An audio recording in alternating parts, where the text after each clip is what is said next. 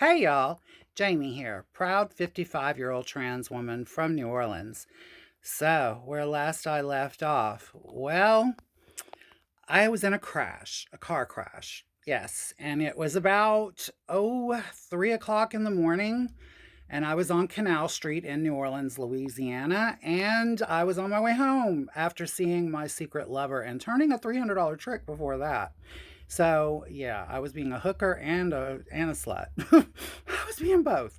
I was having an extramarital affair and I was seeing a client. So you know what? But let's be clear now. I just want to be real crystal clear about something. My ex-husband Mickey, trust me, it was not me being shady to him and only that. It was both of us. Both of us. Like I said, everyone in those days crawled all over each other like hamsters in a cage, trust me. So anyway, I'm driving down Canal Street after seeing Bob that night, right? And all of a sudden, this fucking car comes across the intersection with a cop car hot on its ass and bam, crashes into my fucking car. And I go spinning like in donuts, doing donuts on Canal Street with the front end of my car crunched up like an accordion, right?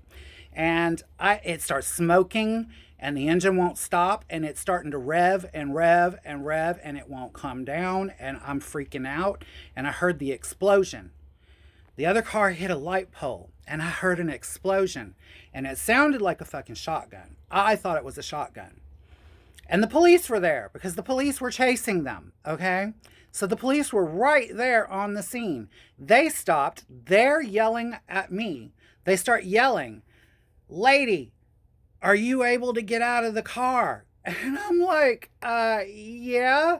And they said, then get out of the car and come towards us. And I'm like, should I really be doing that? Like, I'm sorry. I heard a shotgun as far as I know. I'm thinking that there's people shooting at the fucking cops, right? And so, no, I don't want to go over to you. I really don't want to get out of the car and go over to you. But I did. I got out of the car and I went over to the cops because I didn't know what the fuck was going on. I didn't know what was happening, right? So I get over by the cops and they're like, "Ma'am, are you okay?" And I'm like, "Yeah, I'm fine." And they're not clocking. They didn't clock, And come to find out, the people in the other car it was a stolen car and the police were chasing them. Yeah. And I just happened to be in the way while during a police chase. And they smashed my car. Like they totally smashed my car. The cops got it to turn off. The one of the guys in the stolen car, they didn't know if he was going to make it. The ambulance came and got him out of there like really quick, like got him out of there quick because they weren't sure he was going to make it. And I started asking like, "I'm okay. Can I go home now?" Like I was trying to get out of there. Y'all need to remember, anyone who was here yesterday, for those of you who weren't, I had a bag of weed in the car. Yeah, a whole fresh bag of weed that I had gotten from the client that I'd seen earlier that night.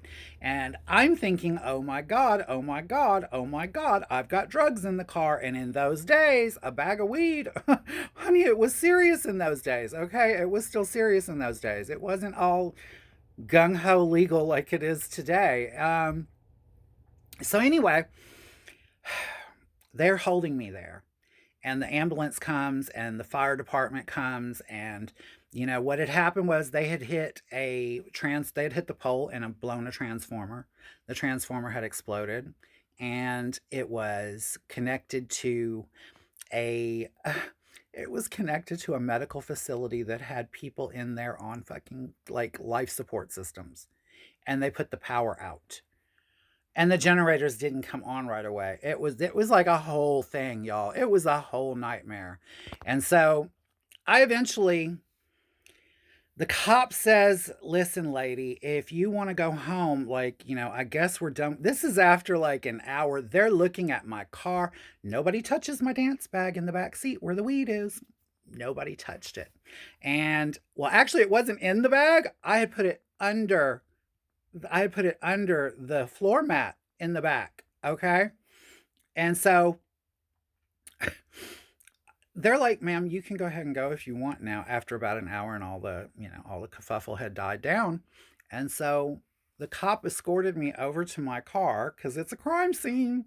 The cop escorts me over to my car and I am leaning down into the car with the cop over my shoulder.